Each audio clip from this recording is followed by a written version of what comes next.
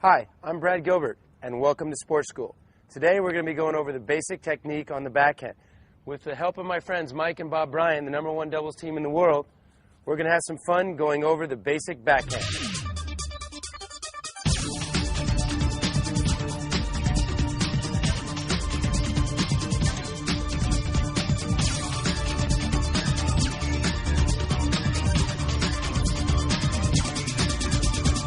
Over a couple of the basic grips. I think the slightly western grip for the one-handed backhand is as good of a place as any to start, because you don't want to be too extreme, and you can get away with a continental on the forehand, but I think it's a little better to be slightly over. You know, it's easy to just turn and straight out with your swing. Bob, let's look at the two-handed swing. I like that same grip, the slightly western. I'm a lefty, so left hand on the bottom, slightly western grip, opposite of the forehand, and then the top hand is just a shake hand grip.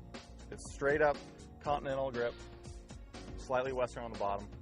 That's it. And so if you're a right-hander, you just flip exactly what you said. Flip the dominant hand on the bottom, western, and then the top hand's just the shake hand grip, continental grip. Yeah, remember, club players at home, your dominant hand, whether or not it's the left on the bottom or the right, it's the dominant hand.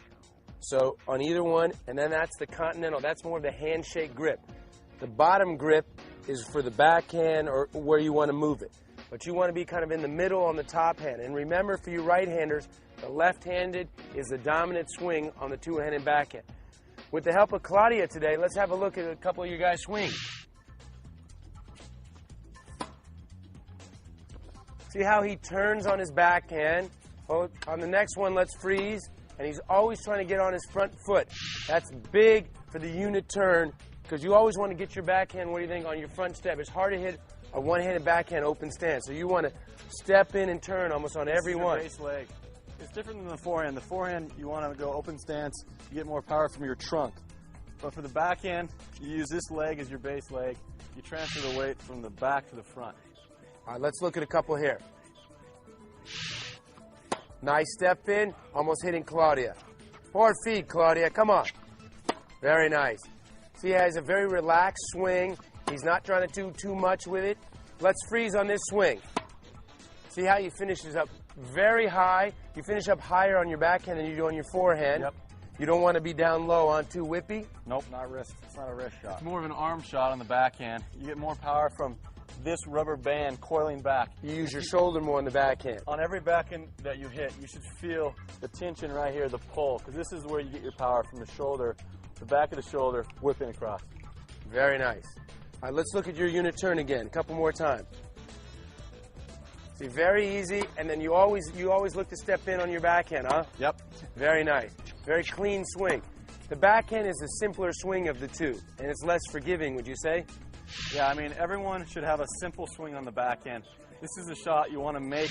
You want to make a rally shot cross court almost every time, and if you feel good and you take it early, you should go up the line. But this shot is probably the most solid shot. The forehand you can be a little fancier and whippier with. All right, let's look at one more, and then let's see your mirror image on the lefty side. Very nice. Very simple step in, and you're just trying to get the ball nice, solid cross court. Let's look at Bob's now a little bit.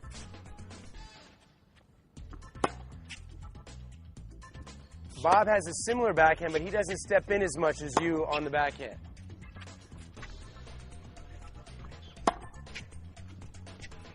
Ooh, very nice.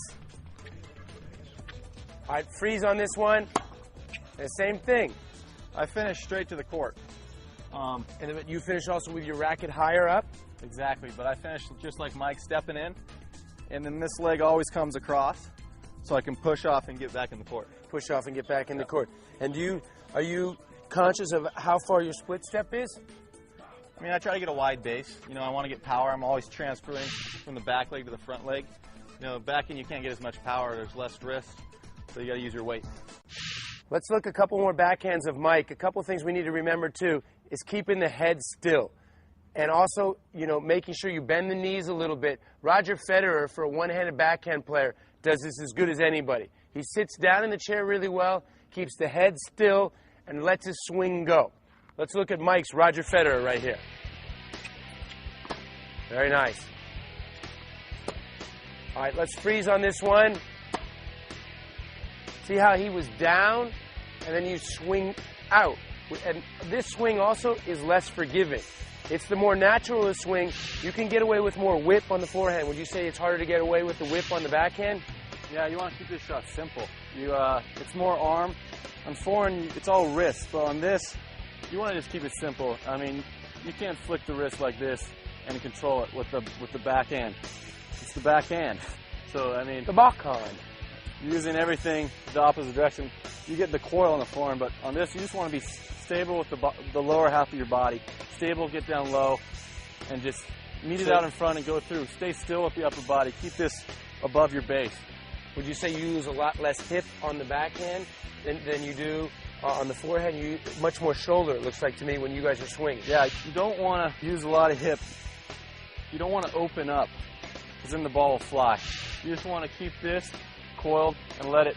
You get your power from the back of the shoulder. So I call this right here, I mean, you're just sitting in the chair beautifully. Yeah. You're sitting down, you're getting down to the ball, and then that's that natural swing. It's just, boom, low to high right there. Yep. Couple more.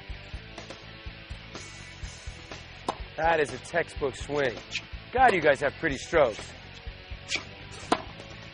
Going right through the ball. He's staying on the ball a long time. He's going through the ball a long time. He's not pulling up. Looks like you're trying to hold the ball a little longer, too, on your backhand than you do on your forehand, huh? Yeah. Now, why do you do that? More power. The ball's on the strings longer. If you go through it, you get a little more stick. So you try to hold it a little longer so you can get a little more stick. Just long through the ball. Not pulling up. You know, this is an arm shot. You want to keep solid shot. So he's just going through the ball a long time. And all of these things that we've just been talking about will help you with a great basic backhand.